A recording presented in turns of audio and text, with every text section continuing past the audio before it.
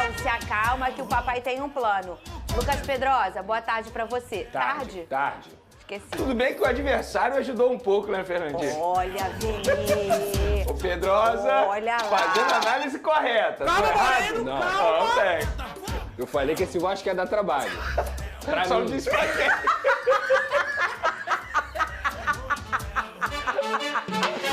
Ô, Pedrosa, o que aconteceu? Vou contigo com o Vascão, vou com o Venê com o Fogão. Como eu sou uma boa menina, vou deixar você começar a reclamar. Depois, vamos falar da minha cavalaria alvinegra, que tá poderosa. Mas eu vou dar moral também. Vai, Lucas Pedrosa. Pra vocês. O que aconteceu? Eu quero fazer uma pergunta de cara. Essa derrota do Vasco foi sobre o Botafogo e sua melhora ou mais, né? Porque sempre tem um equilíbrio. Mas mais sobre o Botafogo e sua melhora ou sobre o Vasco e as suas falhas? Os dois. Os dois equilibradinho? Equilibradinho. Então me conta, Pedrosa, o que te estressou Vamos naquele lá. bom sábado à noite? Primeiramente, boa tarde a todos.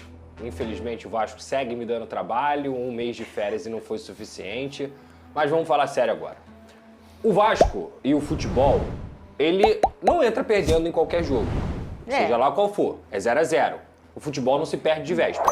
Só que a partir do momento que a diretoria do Vasco toma a decisão de levar esse jogo pro Mané Garrincha, o Vasco entra em campo perdendo. Por quê? Porque era um jogo que o Vasco era o mandante, jogaria em São Januário, lembrando a todos que São Januário só recebe clássicos quando é Vasco e Botafogo, justamente por essa amizade das torcidas, e é autorizado pelos órgãos do governo. Então, o Vasco teria a oportunidade de jogar com o Botafogo em São Januário. O Botafogo é uma equipe melhor do que a do Vasco. Eu falei isso aqui no programa durante a semana por conta dos investimentos, são grandes jogadores, as trocas no banco de reservas mostram muito bem isso, mas esse assunto mais pra frente. A forma do Vasco igualar e quem sabe superar o Botafogo seria São Januário. Um gramado bom, um momento que o estádio ele vira um caldeirão. Eu não tô fazendo uma crítica à torcida de Brasília, muito pelo contrário, que é uma torcida maravilhosa, mas São Januário é diferente. Tanto é que os números mostram isso. O Vasco é muito forte dentro de casa. E a diretoria do Vasco toma uma decisão de, por conta de 2 milhões e meio de reais, de levar esse jogo pro Mané Garrincha. 50-50, a torcida do Botafogo compareceu em peso, porque também é muito grande lá no Mané Garrincha, lá em Brasília.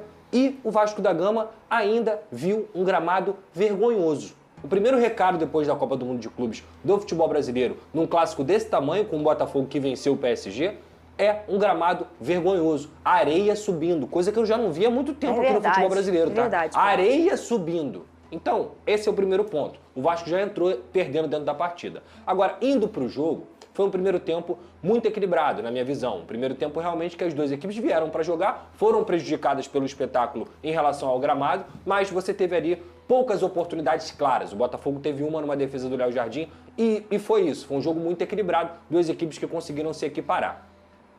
No segundo tempo, o Botafogo consegue fazer um gol com 3 minutos de partida.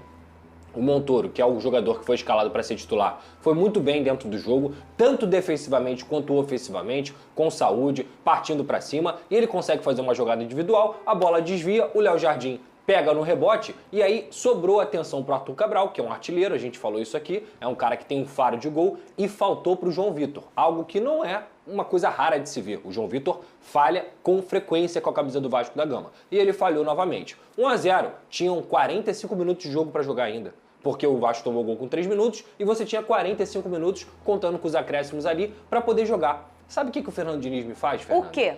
Uma substituição que é costumeira dele. Quem acompanha o trabalho do Fernando Diniz sabe que ele sempre faz isso. Tira um zagueiro, coloca um volante para ser zagueiro, para você ter mais jogador de construção, para você ter mais uma superioridade maior na construção do seu time. Só que a questão é que o Fernando Diniz ele estava acostumado, principalmente nos últimos anos, de fazer isso com o André no Fluminense. O André é um jogador de seleção brasileira. O André é um jogador de Premier League. O André é um jogador top. O Hugo Moura não chega perto disso. Ele não é metade do André. E quando eu digo isso, não é um demérito muito grande pro Hugo Moura, não. O André ele é acima da maioria dos volantes do futebol brasileiro. Só que o Diniz precisa entender que a partir do momento que ele tem o Hugo Moura e não o André, ele não pode fazer isso. Aí, Pedrosa, pô, você está sendo radical. Gente, Ah, você está sendo um engenheiro de obra pronta. Eu falo isso aqui há 2 meses. Desde o momento que o Diniz resolveu assinar o contrato com o Vasco, eu falo, Hugo Moura não é o André. Hugo Moura não vai fazer o que o André faz. E a primeira substituição, após 1 mês de treinamento, que o Diniz faz com o time perdendo, é colocar o Matheus Carvalho de volante e o Hugo Moura de zagueiro. Sabe o que aconteceu a partir daquilo ali? O jogo acabou.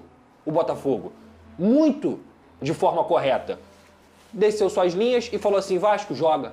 Toma a bola aí, porque você não vai conseguir construir, seu time é fraco, o Hugo não constrói, o Matheus Carvalho não constrói, o Vasco já estava cansado, perdeu o Felipe Coutinho para entrar o Alex Teixeira em julho de 2025, é algo preocupante também para a diretoria do Vasco, com todo respeito ao jogador, mas é um atleta que não consegue contribuir dentro de campo o que ele consegue aparecer nos treinamentos, e o Botafogo deu a bola para o Vasco, na hora que precisava, conseguia sair em contra-ataque. Fez o segundo, poderia ter feito o terceiro, poderia ter feito o quarto, poderia ter feito o quinto. O jogo acabou na substituição que o Diniz fez. E aí, como eu disse aqui, as trocas são muito claras. Entra o Santi Rodrigues, entra o Alan, entra o Nathan Fernandes, entram outros jogadores que são investimentos milionários do Botafogo. Então, a forma do Vasco igualar a partida, ela foi cancelada quando o Vasco vendeu esse mando de campo. Dentro de campo, o Diniz cometeu um erro grave e óbvio, que ele precisa rever. Não adianta ter teimosia, eu gosto muito do Diniz, elogio ele o tempo inteiro, mas se ficar de teimosia, o Vasco vai ser prejudicado. E foi o que aconteceu no jogo de sábado. O Botafogo venceu com todos os méritos, porque é uma equipe que é mais intensa, é uma equipe que tem melhores trocas, é uma equipe que aproveitou o grande erro do Fernando Diniz nesse momento. Parabéns ao Botafogo por essa vitória no Clássico e que fique de alerta, porque se voltando de uma Copa do Mundo de Clubes, num outro continente, na América do Norte, nos Estados Unidos,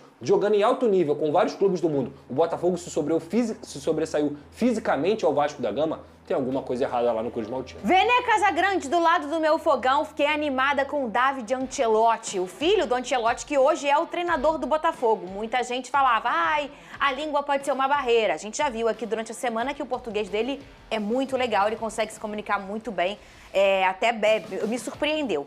E aí, quem ficou à frente mesmo oficialmente foi o Caçapa, que, aliás, obviamente, contribuiu muito com o que ele já conhece de Botafogo. O Ancelotti está chegando agora.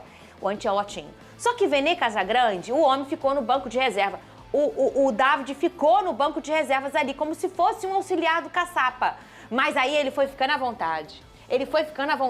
E aí você viu uma hora do jogo que ele levantava, ele falava, pegou uma telinha, ficou olhando. Eu gostei que ele é inquieto para detalhes, assim. E eu gosto de treinador assim. Eu reparei que ele estava a todo momento querendo passar uma informação. Existem vários tipos de treinadores. Aquele com menos energia, né? E não é o melhor ou o pior. Mas eu, Fernanda, gosto de treinador assim, que eu percebo que ele tá querendo melhorar, Vene Casagrande. Eu reparei isso no David Ancelotti. Concordo, e eu sempre destaco essa característica em treinadores que são assim, inquietos na beira do campo, porque se eu fosse um jogador de futebol, eu ia gostar de ter um treinador assim. Não que seja certo ou errado.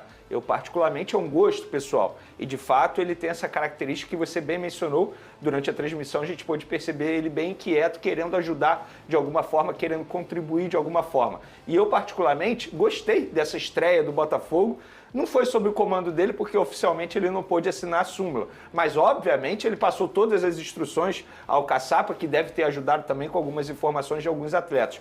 Por exemplo, a principal mudança foi justamente na escalação. Quando ele para de utilizar 3 volantes, esquema que a gente pôde perceber na Copa do Mundo de Clubes, e eu não sei se o Renato Paiva iria continuar assim, mas querendo ou não, já foi uma mudança, fazendo uma comparação. E o Montoro entrou muito bem. Outra mudança também, a gente pôde ver um Botafogo marcando muito alto, sob pressão, que é uma característica que a gente pôde perceber na Copa do Mundo de Clubes, que atualmente as equipes jogam dessa maneira. Não só o Botafogo agora com o Ancelotti, como você disse, os laterais avançando bastante. Então, com isso, contribuiu demais para poder, o quê? Sufocar o Vasco da Gama. Tanto é que a gente pôde ver um Coutinho não conseguiu fazer muita coisa. O Nuno Moreira, que é um dos destaques do Vasco da Gama na temporada, também não conseguiu fazer muita coisa. O Tietê, que seria o responsável ali para dar um alívio ao meio de campo do Vasco, também não conseguiu respirar. Por quê? Porque a marcação no Botafogo, de fato, se ajustou dentro de campo e pegou o Vasco da Gama. E eu acho que o Botafogo fez uma partida muito boa, mereceu vencer. Talvez o placar poderia ter sido até mais elástico, na minha opinião. Acho que o Vasco, entre aspas, comemora ter sido apenas 2-0, mas a gente pôde ver algumas características interessantes do novo treinador do Botafogo, que fez alguns ajustes. A tendência é que melhore daqui para frente. Destaques aí para Montoro, que fez uma bela partida, foi se soltando. No primeiro tempo ele ainda estava mais discreto, depois ele foi se soltando um pouco mais. Barbosa, Alex Telles, é chovendo molhado agora. O menino Caio Fernando, era o Pantaleão, agora ele quer que chame Caio Fernando. Que partida fez o menino muito Inclusive, seguro, Fernanda, nota 10 pra o ele, gol- o zagueiro, o novo zagueiro Eu não do lembro se Botafogo. foi o primeiro ou o segundo gol, mas um dos gols do Vasco, do Botafogo, sai após Foi uma o roubada segundo- de bola dele foi o segundo no gol. meio de campo. Por quê? Porque ele já estava avançado. Sim. A marcação alta, exatamente. E ele é uma potência defensiva muito seguro, mas também ofensiva. Nas bolas paradas do Botafogo, Apareceu. ele sempre aparecendo. Olha aqui, você tá rindo da gente, que o estresse tá aqui, daqui a pouco o estresse vem pra cá, ó. Tá? Zero estresse. É, Zero negócio estresse. de Pedro, fofoca. E aqui? Amanhã tem quem aqui na tela do SBT? Vasco da Gama. Gigante da Colina? É. Aqui? Bom No pro SBT. SBT, ruim pra gente. Salve, torcedor do Botafogo, seja bem-vindo aí a Notícias do Glorioso. Todos os dias conteúdo exclusivo do Botafogo para vocês. O Botafogo que ganhou do Vasco, jogou muito bem aí diante do Vasco. Destaque da partida para o Arthur Cabral, que marcou o gol aí com a equipe do Ancelotti, né? O filho do Carlos Ancelotti, estreando com vitória à frente do Glorioso. Deixa sua opinião, deixa seu comentário. Deus abençoe cada um de vocês. Tamo junto, forte abraço e vamos Glorioso, vamos Botafogo.